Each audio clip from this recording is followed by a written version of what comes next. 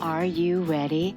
The Kornelia Stephanie Show. Wake up to love, your call to action. Join Kornelia as she empowers others to live heaven on earth.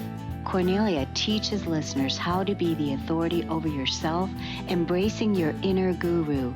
Feel yourself uplifted into limitless expansion, integrating ease and grace in a changing world. This show will cover topics such as unconditional love, your physical body, how to be in extraordinary relationships, create financial and emotional wealth, embracing entrepreneurship in the new earth.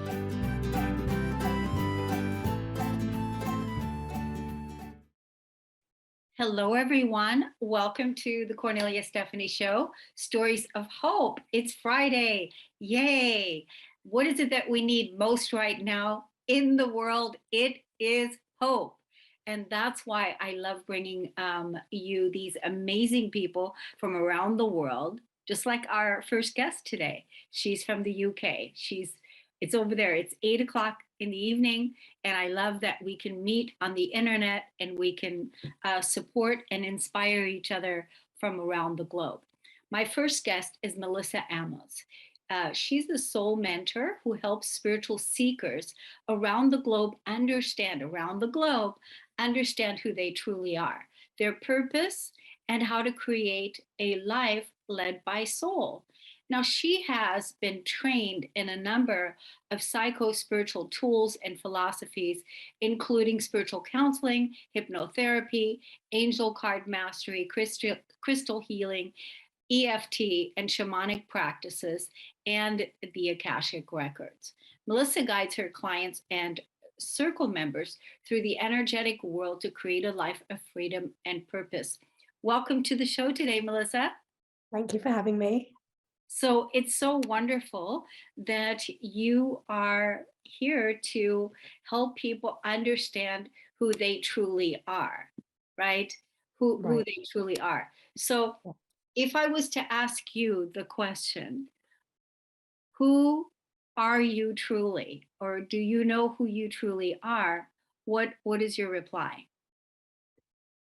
The stock answer is going to be that I'm this spiritual being having this human experience, but really it goes so much deeper than that, because each and every one of us has got our own nuances. We've got our own little quirks, haven't we, that really lights us up, that really brings us joy. And we've also got these things that we turn away from, that we don't like, that that either drop our energy level, or even more interestingly, that we turn away from because of this massive fear that comes up. And for me, we're a sum of all of these different parts, and it's understanding which aspects of those parts are here for us to move through. So to go, okay, well, I see you. And let's see if this belief is true. And let's see if this belief is something that I can overcome. Let's see if this is something that I can learn from or move through, so that I can become more of who I'm going to be. So basically, you use all of the modalities that you've practiced, and you use all of those to help people connect and to remember who it is that they truly are. And also you help them by tapping into our intuition that's directly linked to our purpose. Exactly. It's what I've seen, like time and time again with my clients and with my group members, that we're getting more and more uncomfortable, and we're getting more uncomfortable with living this life that isn't necessarily aligned to who we are. And the traditional or the mainstream way of dealing with that is, okay, let's numb it down. Let's, do the things that we can do to make you more comfortable. When sometimes it's actually moving through this discomfort and going, okay, well, which part of me is in the driving seat? And is that the part of me that I want to have in the driving seat? And when we put in the front our purpose, and we put in the front our soul, and we put in the front this knowing that there is joy and there is peace and there is enlightenment and there is bliss that's there and is available to all of us on some level, well, then our perspective changes and our action changes and everything changes. Yeah. So, what do you feel our purpose is? Is there one purpose, or are there 7+ billion purposes? I think that everybody has their own unique purpose, and is very, the clues that we have of what our purpose is what sparks us, what brings us joy, but also what our greatest fears are. I think I really have seen how much they're interlinked and they play a part. But saying that, I think we all have the same two purposes. Okay, I think purpose number one is that we, in whatever way we know and whatever way is right for us, that we ascend, yeah, or we evolve, so that we leave this world better than when we came. So that might be that we've learned through lessons, we've overcome something, we've grown in a certain way, or we've experienced things that have sometimes compressed us, but certainly helped us grow as a person. So that's purpose number one. I think purpose number two is that we leave the world a better place. So we have an impact on others. And that might be one person, that might be 100,000 people, that might be 6 billion people. And I don't think it's the number that matters. I think it's the impact and the depth of that matters more. What's interesting, and what I'm seeing again more and more, is that these two purposes are like this, and that actually for most of us there is a way of combining what it is that sparks us, what it is that brings us joy, what it is that makes us expand and feel alive, and use that to make an impact in the world. Why else would we have two purposes if they were separate? Right? Yes. Yes. So it's very interesting, our purpose, because we are at the most greatest uh, revolutionary, evolutionary time in the history of our planet. We're here in these bodies here.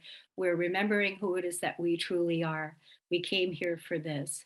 And um, we're doing so many things, with looking at all the old conditioning, releasing and letting go of all the things that are no longer serving us, and remembering who it is that we are.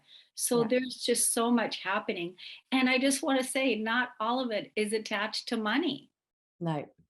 I think people often get confused when they say, well, my purpose, like my job needs to be my purpose. And for some of us, that's wonderful. Like for me, I feel that is true, but my purpose isn't my job. My job plays a role in part of my purpose.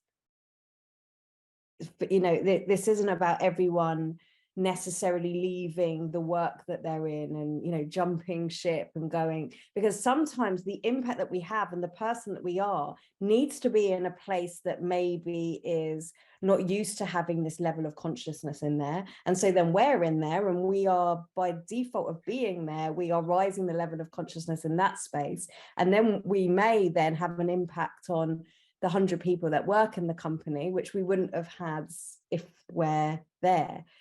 So it's not to do with money, but I also find that as we truly are in our purpose, that then the universe seems to then deliver us what we need. We're rarely on purpose and then kind of really suffering. Right. Yeah. So, really delivering us what it is that we need comes from a place of having done also the deep work, the deep soul work of what are your needs? What is it that you need? And being able to identify those needs and those wants, because we are simplifying, we are letting go. Yeah. And the things that we thought we needed before might not be at all what we need now going forward.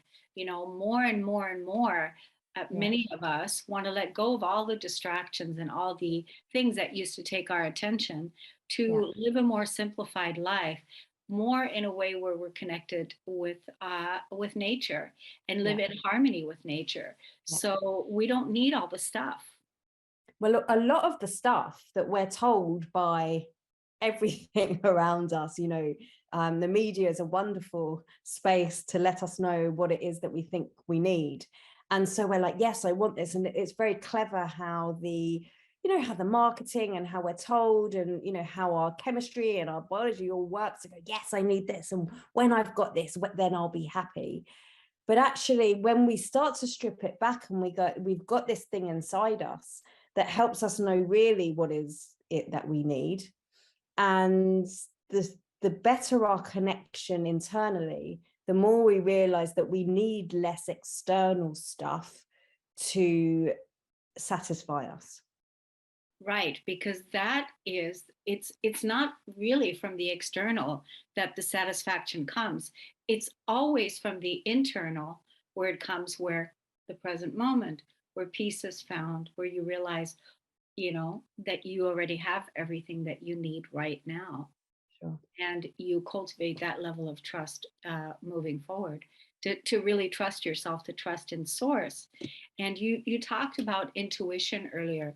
Do you want to share with us what it looks like to tap into your intuition and follow that lead in just a few short minutes, because we have about 3 minutes left? So talk to us Amazing. about intuitive guidance in like 2 minutes. In a minute. Intuition in a minute. It should be a segment, shouldn't it? And it can actually be that quick. For me, the first thing is creating space for it. And because we're programmed to constantly look outside ourselves, if we can, even for 60 seconds in the day, go, okay, I'm just going to leave space just for me to understand what it is that I want and need today. And just asking yourself that question: thank you for revealing to me what I need to know today. And then just stop and just sit. And you can write it down, or you can just let that come in. Just doing that for 1 minute in the morning will create this course of action that, if you are open enough in that moment and through the day, you'll start to receive these little signs and these little nudges and these little reset moments, if you like. And then your next step is to action them. Yeah, and I love that. I don't even want to add anything else to it, because that is very simple to do, and that's one way to start listening to your internal guidance. Yeah. What is it? And start working together. I mean, it's really very simple. We always try to make things complicated as human beings. It's not. But this was great, excellent advice. Now, I heard you say that you're working with a group. So is that a Facebook group? What are your social media handles? And how is it that people can look you up and find you? I hang around a lot on Facebook. You will find me at Melissa Sagir Amos. So it's Facebook, Melissa S. Amos. That's where you'll find me the most. I am on TikTok as Melissa Amos _soul mentor. My community is a membership community where I am offering workshops, coaching sessions, guidance, and really everything that you need to develop as an intuitive and as a soul being. Doors are open at the moment. You will find all the details on my Facebook. Good. That was awesome. I think that's wonderful that you have the community, that you're helping people to, go deeper within themselves, to remember who it is that they are, and that you're active, and you've got, this good soul mentoring that you're doing, so that people can really receive that help and start looking inside. Yes, thank you. It's an honor and a blessing. Wonderful. Well, thank you so much, Melissa, for coming on. We're going to take a break on the Kornelia Stephanie Show, and we'll be right back.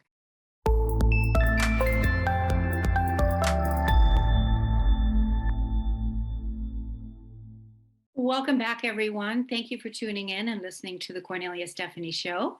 It's an honor and a pleasure to introduce you to our next guest, Angela Christian. She is an ex-corporate finance manager who traded in her Silicon Valley spreadsheets to teach motivated women how to heal and manifest their dreams. After a near-death experience, Angela began training with world-renowned spiritual leaders, which resulted in healing from the inside out. She's now an international in-demand coach, author and speaker who helps women transform their lives from the inside out. She also has a book coming out called Manifestation Mastery and is the host of the popular podcast, Her Circle. Welcome to the show today. Yeah, thank you so much. I'm so happy to be here. So, my goodness. So, spreadsheets to near death experience. Do you feel there was a wake up call? Yes, definitely. I had been just in the business world for a long time, and I always had this voice in the back of my mind that there was something more, but I kind of ignored it for a long time.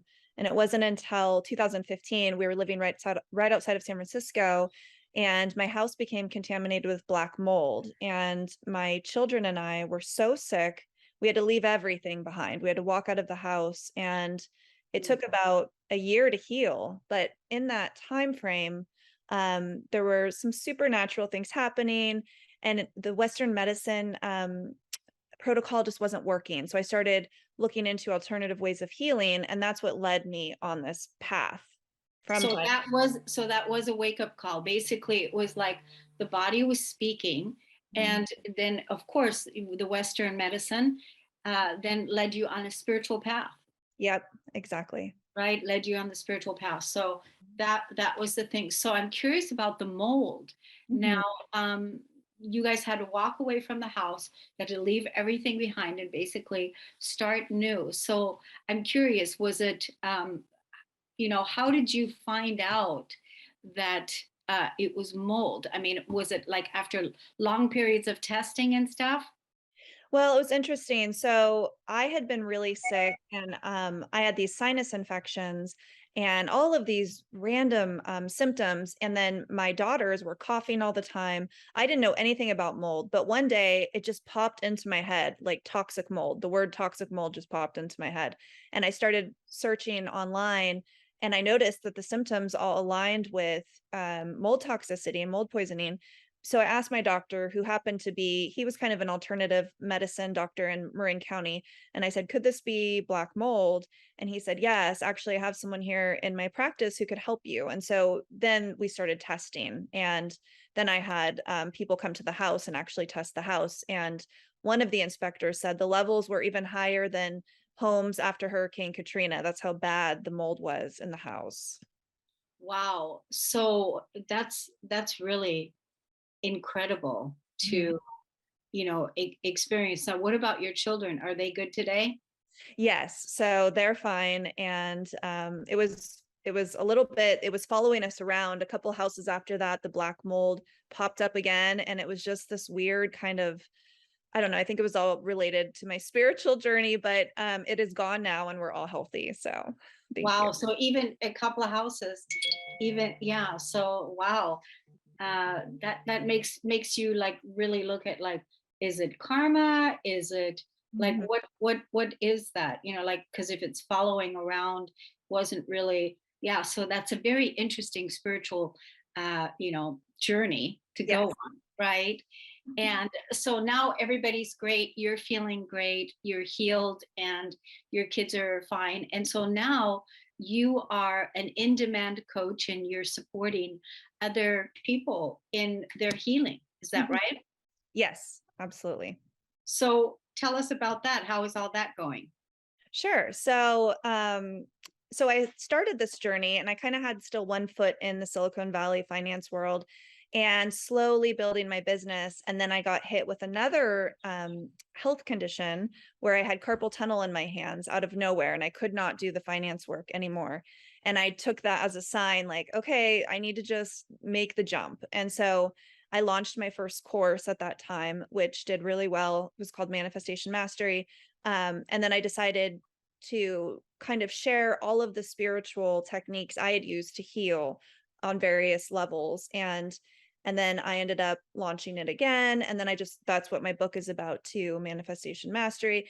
And it's a combination of ancient wisdom, neuroscience, and then just the spiritual teachings and techniques that I used to transform myself. And so now I do that with other people. Wow. So that's quite a journey. So you have a whole new business, you have a whole new life. Yes. Yeah. So is your book out already? No, it's actually coming out on Tuesday, October 25th. Wow, congratulations. Thank you. Where can people find out about the book, look at the book? Do you have that information? Yes, on my website, angelamariechristian.com. Okay, great. So is it available there for pre-sale or? No, not yet, but it will be available on October 25th. And then if you purchase it from my website, you get 3 bonus trainings for free that could just go along with it. So, yeah. Good, Yeah. good. So are you in contact with any of the people from your previous finance world that you're helping on a spiritual level as well?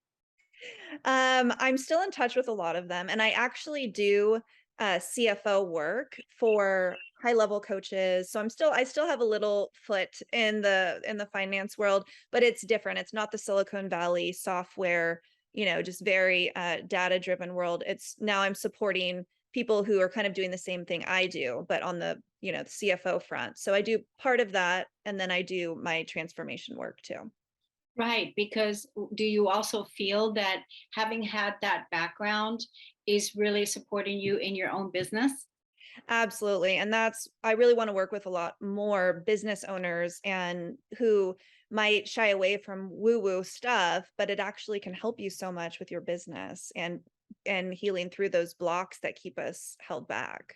Well, the reason why I asked that question is because I work with a lot of entrepreneurs. I have a group of people, professional people, but I meet a lot of entrepreneurs here on the shows. And one of the things that I find a lot is that when it comes to, having the financial piece down in business, like having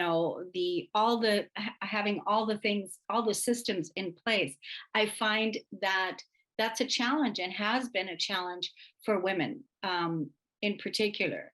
Mhm. So I think, having a course or having something that you're offering possibly in the future Mm. to get women's business, you know, systems down so that they can start in a very organized fashion and have those systems in place that they need, because Yeah. I have you found that with people? Yeah, definitely. All of my clients actually are now women, which is different. Silicon Valley, they were all men, and now all of my CFO clients are all women. And exactly, like they don't really know how to get their processes in order. And so that's what I like helping them with is kind of getting that in order and then also the strategy behind the business as well. Yeah. What are the goals? What are the visions? And how Mhm. are we going to get there? So that's fabulous. What do you want to say? What do you want to leave our audience with today? What do you want to highlight? I just want to highlight, I always like to remind people how powerful we are. And majority of us aren't even tapping into the the power that we have. And the way that I like to look at it is, our ego is like the size of the tip of our pinky finger and the rest of us is like divine consciousness. And if we could just stop letting that little tip of the pinky finger rule our life, we could access all of that power and really live the life that we want. Yeah, that's really beautiful. That's Mhm. really beautiful. Now, how old are your children? So I have a 17-year-old, a 7-year-old, and a 3-year-old. Oh my God. You really do, you look young. I'm sure you hear that a lot, Yeah, thank you. right? And so you've got to be a good role model too for your kids to see you being an entrepreneur, a successful entrepreneur and healer. Yes. Yep. Yeah. So do you know what your kids want to do? What your 17-year-old wants to do? Yes, she wants to be actually a criminal psychologist profiler, so quite a bit different than than me. Wow. Wow. But she actually has really amazing psychic abilities, but once she turned 14, she turned them off and she said, "I just want to be a teenager. I don't want to go there." So I think she'll tap back into that later. But Okay, yeah. Well, I think it's really, amazing, these kids today, when they know what it is that they want to do or that, that they're passionate about doing it, then that's something that's coming from the inside that is really, guiding them. Mhm. So, let's give everyone your social media handles. Like, where do you hang out on social media? Sure. So I'm on Instagram at Angela Marie Christian. Facebook, Angela Marie Christian, LinkedIn, Angela Marie Christian, and TikTok. It's all the same. Okay, good. Now, couple things, a couple questions I had going back to the mold. Were there any specific supplements or things that you did to take care of that? Yes, glutathione, liquid glutathione, and then I would do sauna treatments, infrared sauna about 4 times a week, and then high doses of vitamin C, vitamin D. But the glutathione really made a huge difference. Yeah, what does the glutathione do? So it's one of our biggest it's an antioxidant and it helps get the black mold out. And then also NAC, it's a precursor to glutathione. So if you take NAC and glutathione, you're increasing your antioxidant levels. And that I just saw a huge health boost once we started taking that. Wow, that's amazing. See, I mean, it's really interesting, the things that we are, the crisis that we find ourselves in, and then, we're on a spiritual path and we're on a healing path, and we start operating from a completely different trajectory than we did before. Yep. Wow. Well, it was wonderful to meet you. I want to thank you so much for coming on the show. Good luck with your book, and may you sell plenty of books, because now you're also in the book selling business. So thank you so much, Angela, for coming on the show. Yeah, thank you so much for having me. Great. We're going to take a break on the Kornelia Stephanie Show. We'll be right back.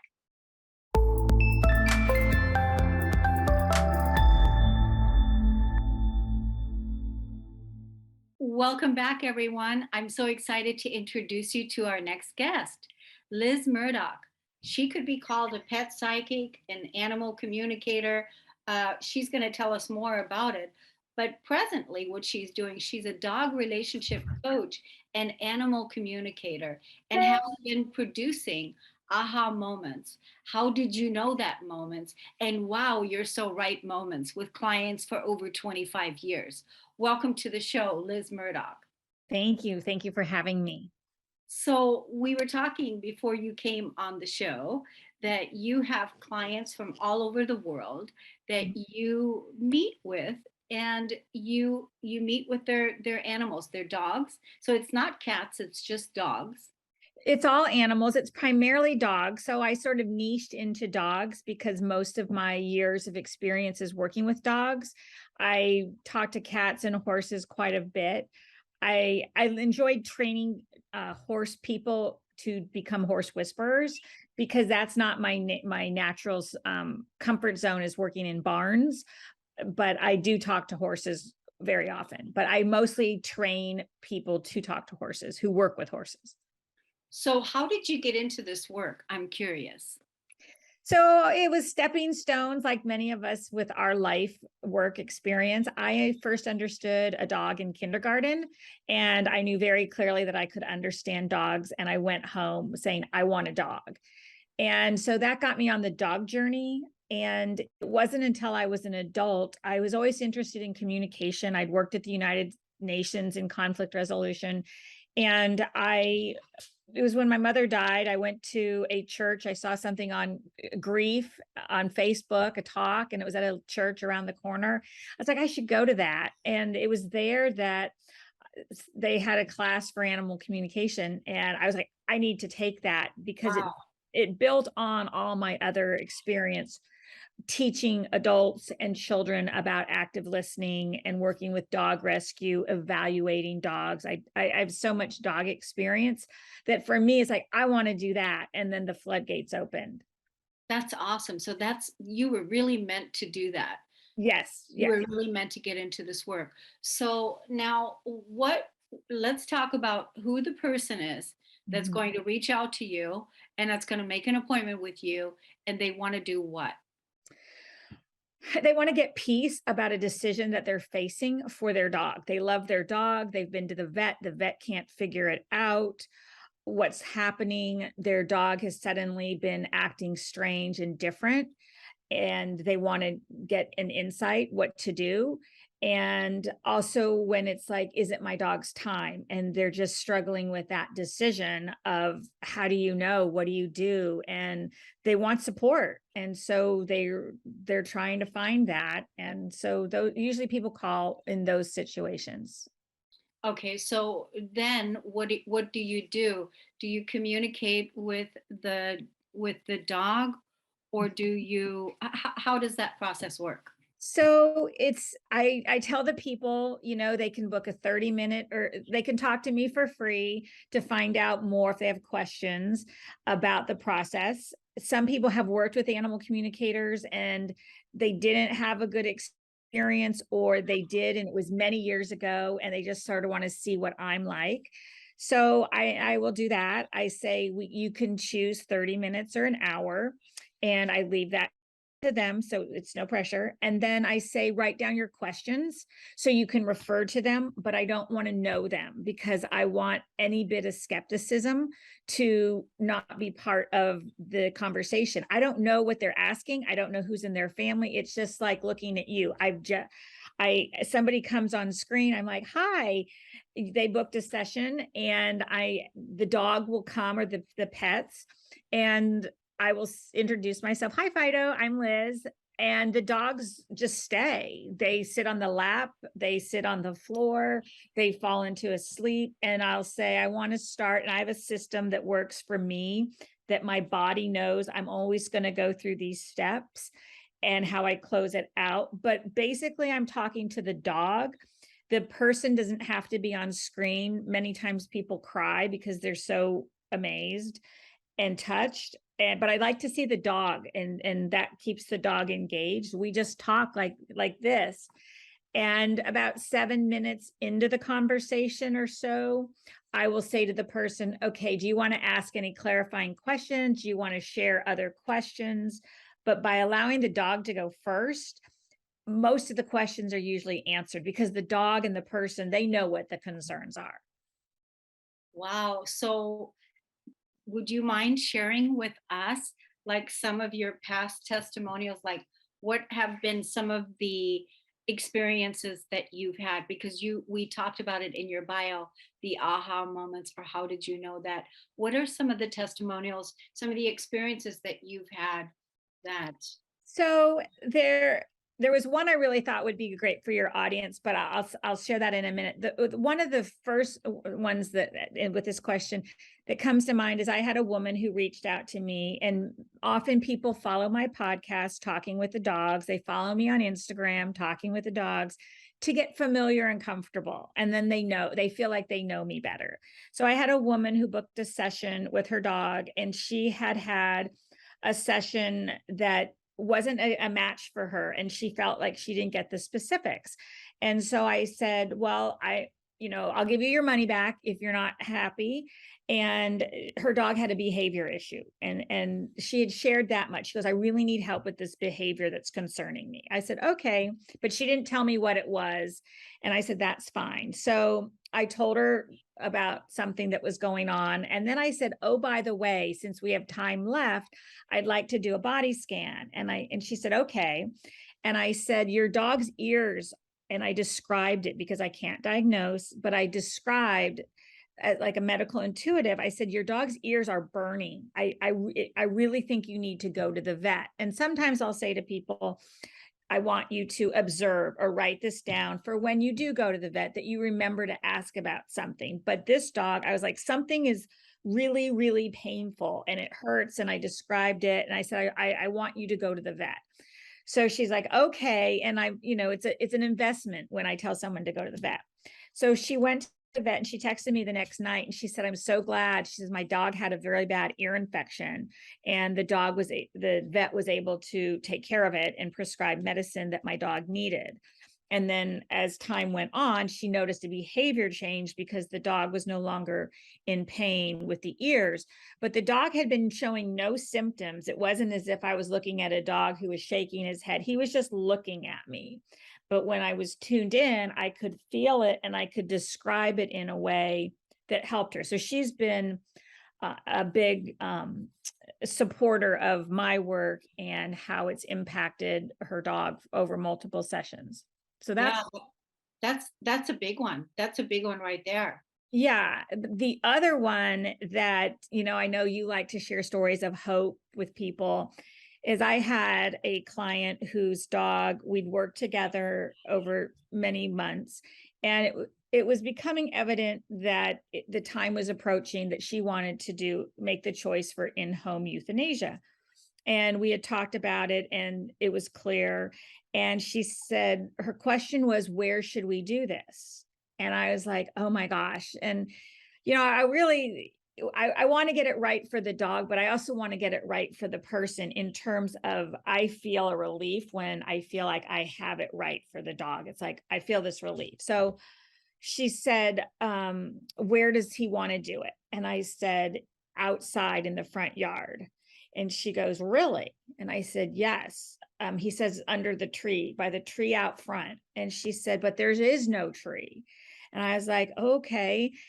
So tell me more. And I'll say the animal's name. And I'm like, okay. And he's like, no, out front. And she's like, well, I was going to do it in the back. There's a tree. I was thinking about that. And I said, okay, well, what I'm getting from your animal is there's a space out front. I feel that. And then I said, your dog says ask, and then I named her husband's name. And she said, oh. And I said, yeah, he says ask him. So she said, okay, I'll do that. And I felt relieved. So then we're finishing up and we're talking about this, what's about to happen. And she goes, before you go, I want to show you outside. So she takes me to the backyard with her phone and she's showing me the backyard. And I'm like, this doesn't feel right. And she shows me the tree in the backyard. And I said, no, it looks like that tree, but I don't think that's the tree. Ask your husband. So we go and she goes, okay. And I like to give people homework assignments. So she calls me the next day. The dog had passed. And I said, where did you have this ceremony? And she said, out front under the tree. And I said, what tree? And she said, well, my husband showed me it's off to the side, but it's in the front. And she said it was beautiful. And she shared about that. And she was like, the biggest surprise is that when she was sitting in her office on Zoom. And she said, when I sit at my office, I look out on that tree and it brings me so much peace because I feel so connected that I'm still with my dog. Oh, so wow. That's I've never been to her house. I don't know where she lives. I've never seen the picture of it, but for her to now find peace that she can sit at her desk and feel this connection to a tree that she didn't even realize was there is like the gift of what this can do. Yeah, I love this work. I love your work. Thank you. Love what it is that you're doing. I think that's fabulous. People love their pets so much. I mean, just in the last 24 hours, several members of my community messaged me. One person needed to go to the vet because Mhm. there's a little growth happening, and another person, their pet died. And so just in the last, so many people, our pets are our children. It's like, so I love that. I love that you do that. I have just a quick question. We only have several minutes left before we close, but I just want to ask you, uh, do you ever get that dogs take on issues for their owners?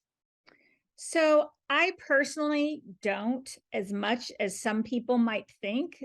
From my experience, I feel like, and I've experienced that dogs can have similarities, but I've had 3 dogs in my home until one passed. But I feel more like we cross paths with animals in our life, just like people.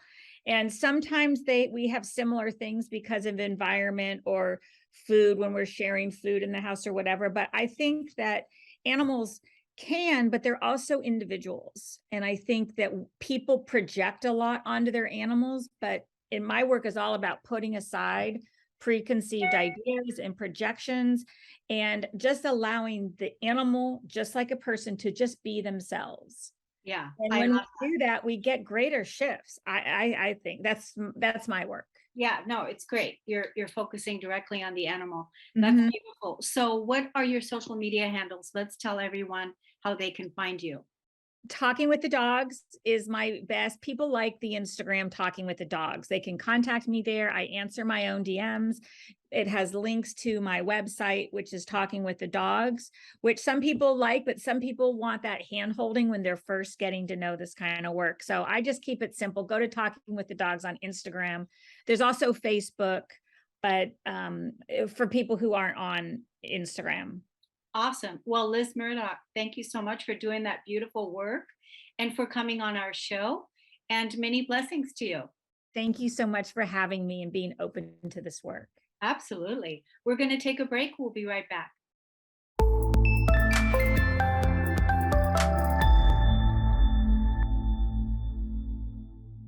Welcome back, everyone. I'm so honored and excited to introduce you to our next guest. This is one powerhouse lady, Shelley Meche, was named one of 2021's top 25 women in business by Courageous Women magazine. Shelley challenges women to take responsibility for the actions, both productive and counterproductive, of the person staring back at them in the mirror while reminding them of the fact that they are powerful. With more to offer than just their everyday titles, mom, wife, employee, etc., Shelley specializes in decluttering the thoughts of her clients, connecting their gifts and talents to passions for personal empowerment and success. She takes women from feelings of frustration, confusion, and unfulfillment to confidence, clarity, and authentic happiness.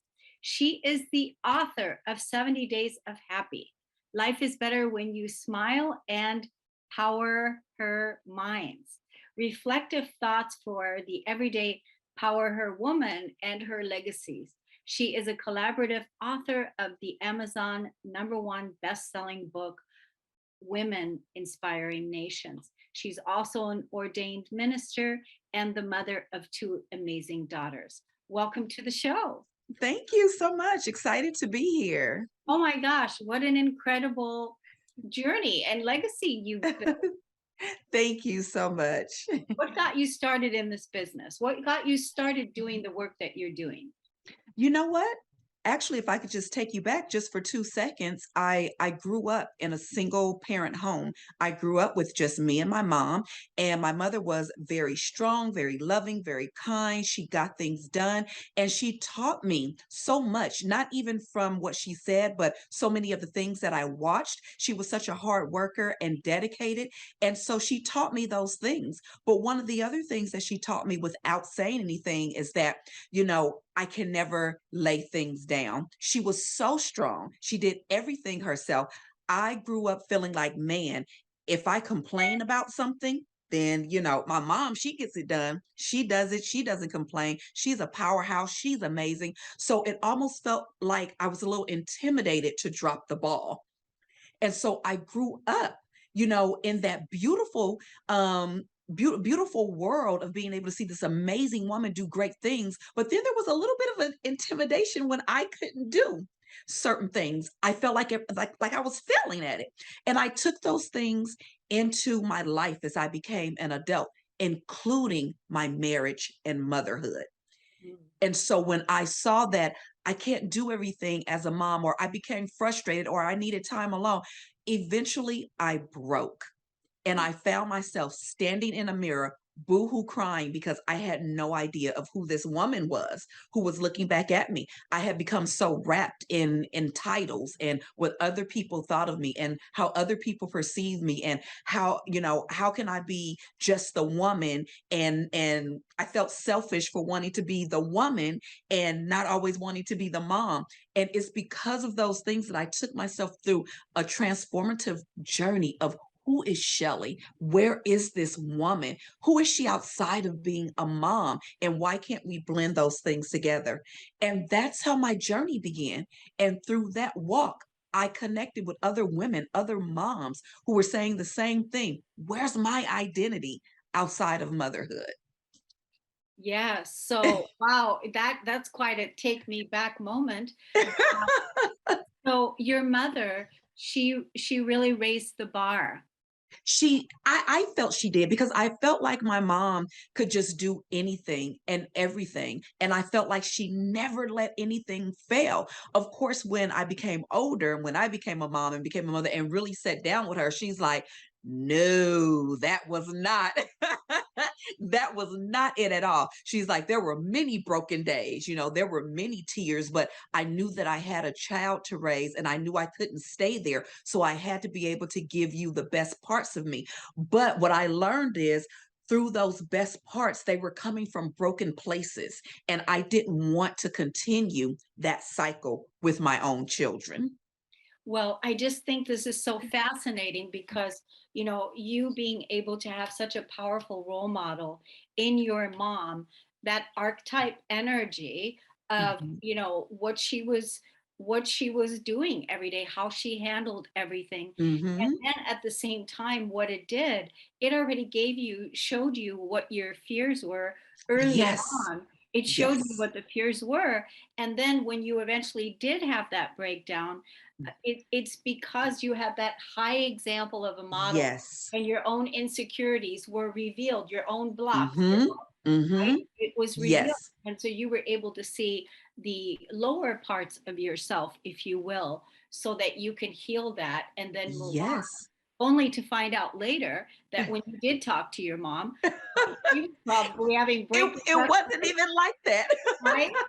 Oh my God. So that is quite extraordinary. Is that so? Do you tell this story a lot when you go on um, stages, or do you speak Yes. out about this? Absolutely. Because I need for women, and especially moms, because those are the women who I connect with the most. I need you to understand that you were you before all of the titles came. And this is something that I didn't get. I had began living in the titles instead of beyond the titles. Because again, watching my mother, she did everything. And so when I became a mom, when I became a wife, even before that time, I felt like you're not supposed to let anything fall off of the plate. Lie. You're supposed to be able to balance every single thing. Lie, because balance is not 50-50. Balance is based around your life season and what your bandwidth is and what you're able to give to each part of that season. And so, when we're moms, there's a certain life season to that, and we're giving a lot to parenting. And so, some things can't be given to our career fully, but that's okay. I didn't understand that. I felt like I had to be doing 100 for every single thing, and it completely burned me out and made me lose who I really was. And so, I love to be able to let women know where you are. It's not strange. What you're feeling, it's not off the wall. You are feeling exactly what you should be feeling, because we need to learn as women, we don't have to take on everything, say yes to everything. Let's get it before we burn out. Right. And a lot of times, again, when you're mothers, when you have children, it's that whole thing where you've got children and you're also in the workforce, you've got that Hmm. ambition going, and you've got that. But really, the number one thing when you have children is to, again, be a mom. That's Yeah. really, and everything else is going to build and follow from there. At the same time, taking care of yourself, loving Yes. yourself, that self-care, right? And so Absolutely. sounds like you built your legacy and your business from that place of having had that breakdown, and then Yes. everything else was springing from there. Absolutely. Being able to love and know you first, and then you can extend to every other part of your life. Let's tell everyone in the audience where they can go to find out where they can get those books, your happiness book.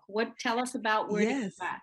Absolutely. You can get my books and connect with me on my website, which is shelleymeche.com. And that's SHELLEYMECHETTE. And we can also connect on Instagram, my name, and we can also connect on Facebook, which is also my name, or my group, Moms with Purpose, which is also on Facebook.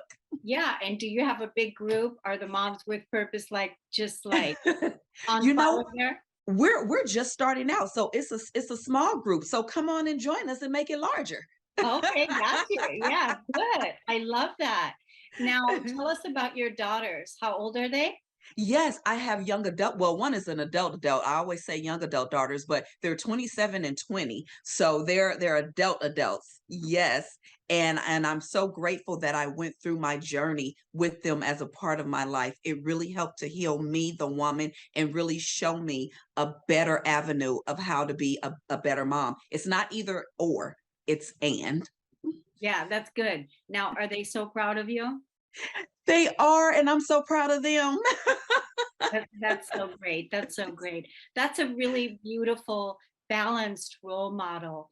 And I mean, when you think about it, your daughters are our future leaders. So Yes. having an example like you, what you're showing about that self-love and about being powerful and be unabashedly expressing your Yes. truth, it means a lot. And that's the legacy that you're talking about. Absolutely. Yeah. So it was wonderful to meet you, Shelley. You Thank you so much too. for coming on. Thank you. You Thank have you a so much. wonderful afternoon. Thank you. You too. Thank you, everybody, for listening and tuning in to the Kornelia Stephanie Show. We'll see you again next week on Stories of Hope. Take good care, everyone. You've been listening to the Kornelia Stephanie Show, Wake Up to Love, your call to action. Tune in each week on Transformation Talk Radio. Kornelia's joy is to engage others in practical ways, showing us how to live in the new earth in harmony with our true nature.